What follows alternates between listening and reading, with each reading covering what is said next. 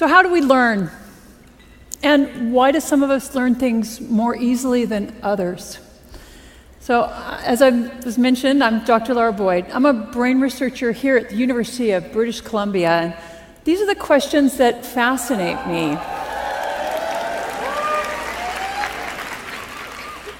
So brain research is one of the great frontiers in the understanding of human physiology, and also in the consideration of what makes us who we are. It's an amazing time to be a brain researcher, and I would argue to you that I have the most interesting job in the world. What we know about the brain is changing at a breathtaking pace. And much of what we thought we knew and understood about the brain turns out to be not true or incomplete.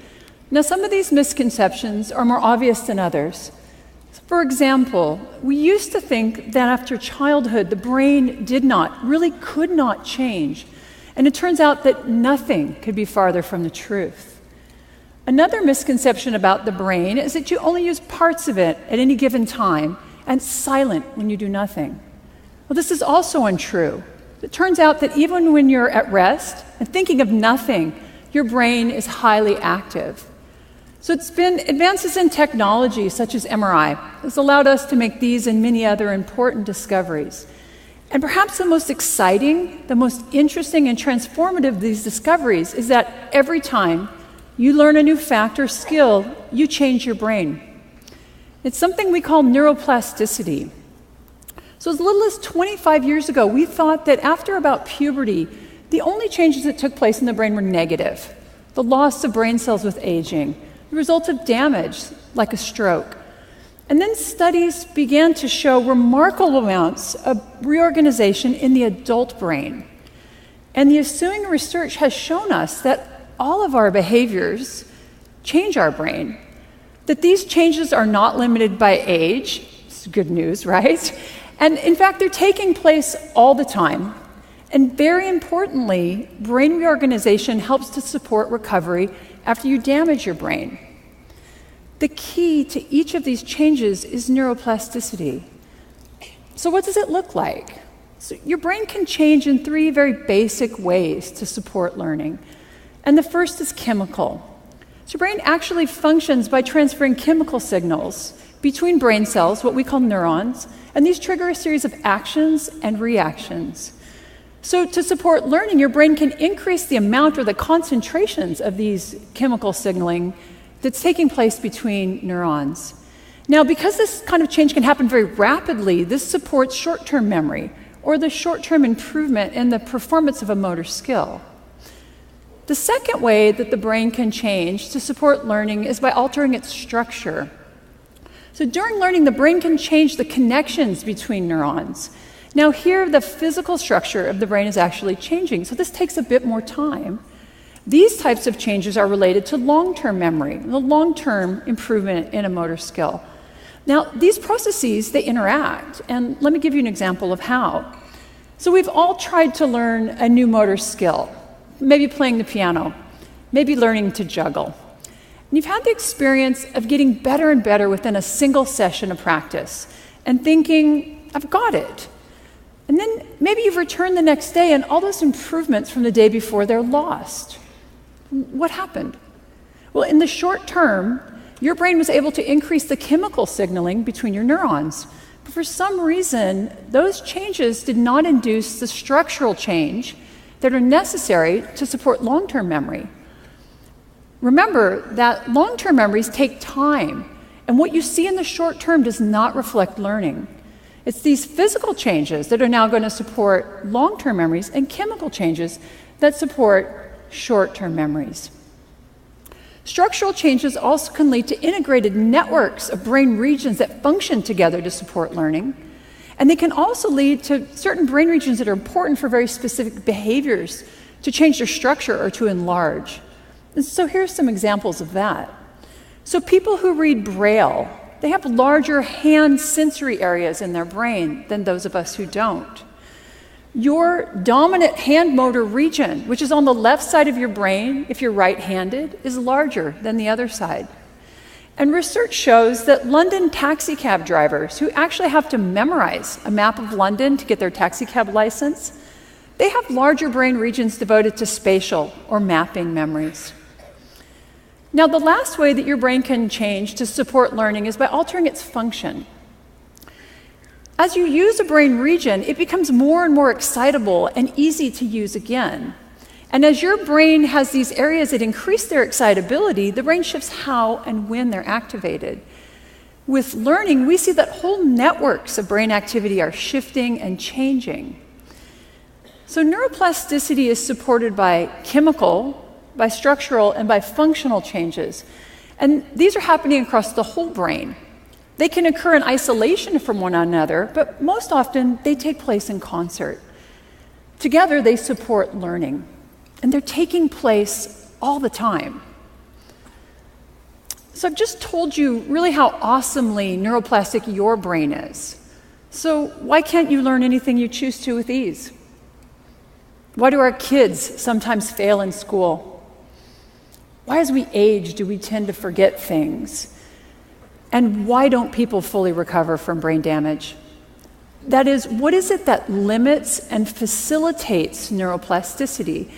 And so this is what I study. I study it specifically how it relates to recovery from stroke. So recently, stroke dropped from being the third leading cause of death in the United States to be the fourth leading cause of death. Great news, right? Well, it actually turns out that the numbers of people having a stroke has not declined. We're just better at keeping people alive after a severe stroke. It turns out to be very difficult to help the brain recover from stroke. And frankly, we have failed to develop effective rehabilitation interventions. The net result of this is that stroke is the leading cause of long-term disability in adults in the world. Individuals with stroke are younger and tending to live longer with that disability. And research from my group actually shows that the health-related quality of life of Canadians with stroke has declined. So clearly, we need to be better at helping people recover from stroke. And this is an enormous societal problem, and it's one that we're not solving. So what can be done? One thing is absolutely clear. The best driver of neuroplastic change in your brain is your behavior. The problem is that the dose of behavior, the dose of practice that's required to learn new and relearn old motor skills, it's very large. And how to effectively deliver these large doses of practice is a very difficult problem. It's also a very expensive problem. So the approach that my research has taken is to develop therapies that prime or that prepare the brain to learn. And these have included brain stimulation, exercise, and robotics. But through my research, I've realized that a major limitation to the development of therapies that speed recovery from stroke is that patterns of neuroplasticity are highly variable from person to person. Now, as a researcher, variability used to drive me crazy. It makes it very difficult to use statistics to test your data and your ideas. And because of this, medical intervention studies are specifically designed to minimize variability. But in my research, it's becoming really clear that the most important, the most informative data that we collect is showing this variability. So by studying the brain after stroke, we've learned a lot, and I think these lessons are very valuable in other areas. So the first lesson is that the primary driver of change in your brain is your behavior. So there's no neuroplasticity drug you can take. Nothing is more effective than practice at helping you learn, and the bottom line is you have to do the work. And in fact, my research has shown that increased difficulty, increased struggle, if you will, during practice actually leads to both more learning and greater structural change in the brain. The problem here is that neuroplasticity can work both ways. It can be positive. You learn something new and you refined a motor skill. It also can be negative, though. You forgot something you once knew. You become addicted to drugs. Maybe you have chronic pain. So your brain is tremendously plastic, and it's being shaped both structurally and functionally by everything you do, but also by everything that you don't do. The second lesson we've learned about the brain is that there is no one-size-fits-all approach to learning. So there's no recipe for learning. Consider the popular belief that it takes 10,000 hours of practice to learn and to master a new motor skill. Now, I can assure you it is not quite that simple. For some of us, it's going to take a lot more practice, and for others, it may take far less. So the shaping of our plastic brains it's far too unique for there to be any single intervention that's going to work for all of us. And now this realization have forced us to consider something called personalized medicine. So this is the idea that to optimize outcomes, each individual requires their own intervention. And the idea actually comes from cancer treatments. And here it turns out that genetics are very important in matching certain types of chemotherapy with specific forms of cancer. My research is showing that this also applies to recovery from stroke. So there are certain characteristics of brain structure and function that we call biomarkers. And these biomarkers are proving to be very helpful in helping us to match specific therapies with individual patients. And the data from my lab suggests it's a combination of biomarkers that best predicts neuroplastic change and patterns of recovery after stroke. And that's not surprising given how complicated the human brain is. But I also think we can consider this concept much more broadly. Given the unique structure and function of each of our brains, what we've learned about neuroplasticity after stroke applies to everyone. Behaviors that you employ in your everyday life are important. Each of them is changing your brain.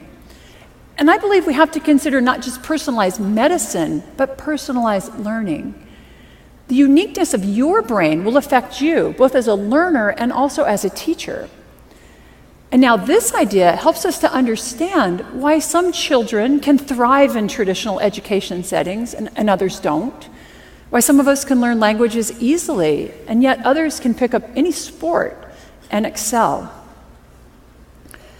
So when you leave this room today, your brain will not be the same as when you entered this morning. And I think that's pretty amazing. But each of you is going to have changed your brain differently. Understanding these differences, these individual patterns, this variability and change, is going to enable the next great advance in neuroscience. It's going to allow us to develop new and more effective interventions and allow for matches between learners and teachers and patients and interventions. And this does not just apply to recovery from stroke. It applies to each of us as a parent, as a teacher, as a manager, and also, because you're at TEDx today, a lifelong learner. Study how and what you learn best. Repeat those behaviors that are healthy for your brain and break those behaviors and habits that are not. Practice. Learning is about doing the work that your brain requires. So the best strategies are going to vary between individuals. You know what? They're even going to vary within individuals. So for you, learning music may come very easily, but learning to snowboard, much harder. I hope that you leave today with a new appreciation of how magnificent your brain is. You and your plastic brain are constantly being shaped by the world around you. Understand that everything you do, everything you encounter, and everything you experience is changing your brain. And that can be for better, but it can also be for worse. So when you leave today, go out and build the brain you want. Thank you very much.